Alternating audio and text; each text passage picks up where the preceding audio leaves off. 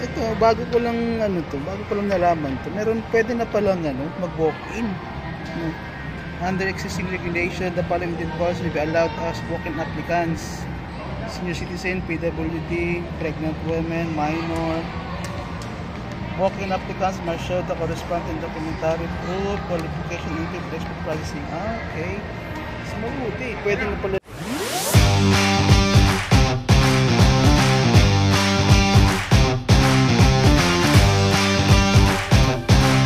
Dito kami ngayon sa Robinsons Novaliches, DFA.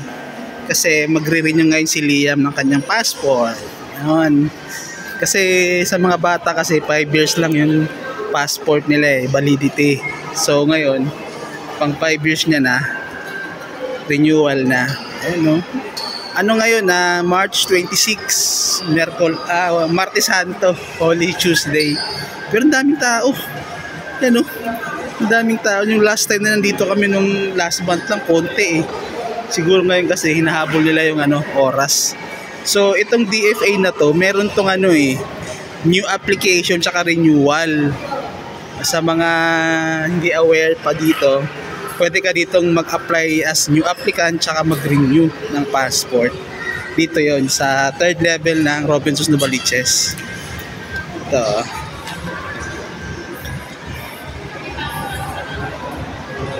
Update ko lang kayo dito sa mga government services sa Robinsons Novaliches. Ito yun, no? Mayroon ditong LTO renewal. Yan. Meron dito niyan. Renewal. Tapos dun sa may kabilang side, yung mga iba pa, pupuntahan ko din.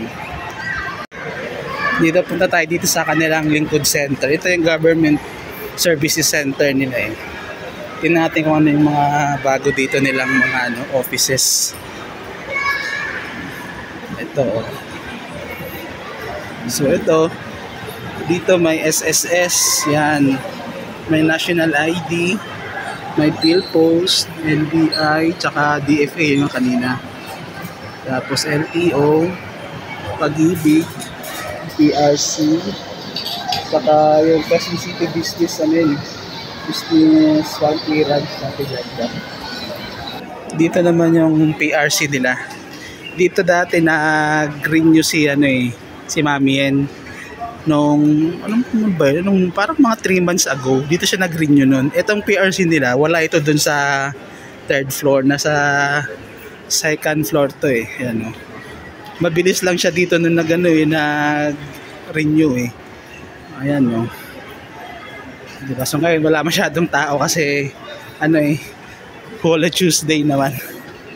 So ayan, ayun yung mga services dito sa mga government services nila.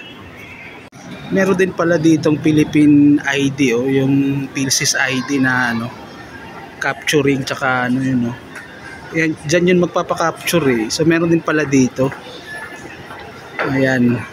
Pwede dito magpa-capture or magpa-data encode ka ng ewan ko lang kung pwede ditong kumuha ng mismong Philippine ID, pero yun naman kasi is sinesend yun via post office eh. So dito for sure capturing lang to.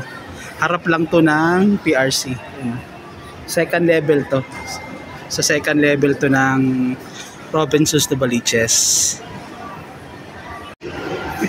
ID na lang to, no? Hindi na kailangan Ito kailangan pala dito pag minor pala kailangan ng colored photocopy ng bio page. Wala kami. Maghanap na lang kami dun sa dito marami namang mga mga printing services eh.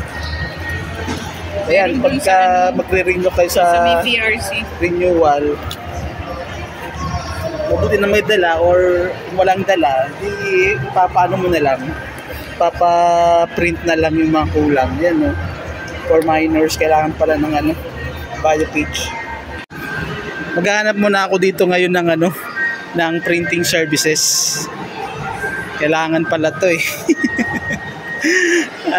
Lagi naman ganun pagka may pagka may mga ganito, lagi talagang may hindi mo ma-perfect eh. Di bale. Meron naman dito, may nakita ako dito eh, dito banda. May mga dito, yung mga nagpi-print, yung mga parang typing, printing. So ito, may nakita na ako dito. Ito yung letrato. Dito lang din to sa ano, third floor, ka-level lang din niya yung mga ano, government services. Print na tayo.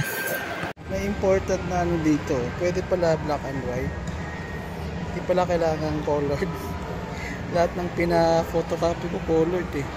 Sayang din, mahal. Mahal yung colored eh. 20.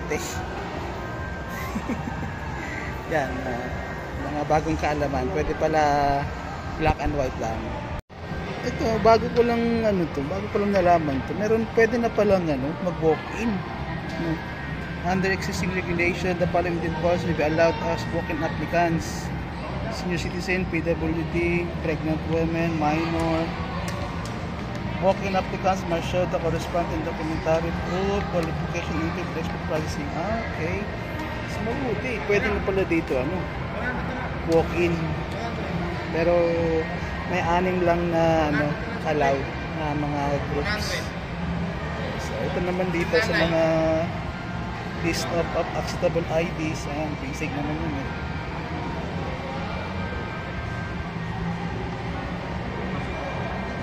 Ayan, mga dagdag kaalaman lang. Tapos pag no show ka, yan, pag hindi ka nakapunta, pwede pa rin pala basta valid yung reason. May medical, natural, death, yun, pwede. Pagpasok ka sa mga ganyang ano, ganyang mga instances, pwede kang mag no show kasi 'di ba, pag no show ka, sayang yung ano mo eh. Sayang yung binayad mo, no refund yan eh. 'Di ba? So at least iba pa rin may alam pagka malay natin, 'di ba? Hindi natin maiwasan yung mga ganyan eh. Okay na rin, 'di ba? At least may chance kasi 950 din yan pag di ka pumunta. Tapos valid naman yung reason mo, 'di ba? Sayang din. Pasok na yung mga pang alas 4. Pang alas 4 sila Liam eh.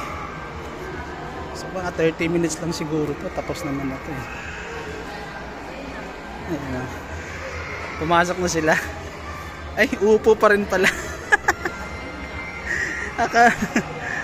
Akala ko nasa loob na. Akala ko nasa loob na kayo. Nandyan lang pala. Okay. You know, 4 PM. Mukhang ayos naman dito yung ano nila eh. Yung sistema nila dito sa DFA eh. Organized naman. Tsaka syempre nasa loob ng mall, di ba? Hindi mainit. Hindi din ganun kadaming tao. Kasi, di ba, scheduling naman dito eh. May slot ka naman eh. Ayan oh. Smooth naman yung ano nila. Siguro more or less 1 oras lang siguro to eh. Tapos na to. Kung nung last time na nandito kami last month, nung kumuha ng passport si Elma, yung ano, kapatid ni Mami Yen, wala, 30 minutes lang. Tignan natin ngayon kung ano, gaano katagal. Tapos din. Bakit parang ang tagal nyo?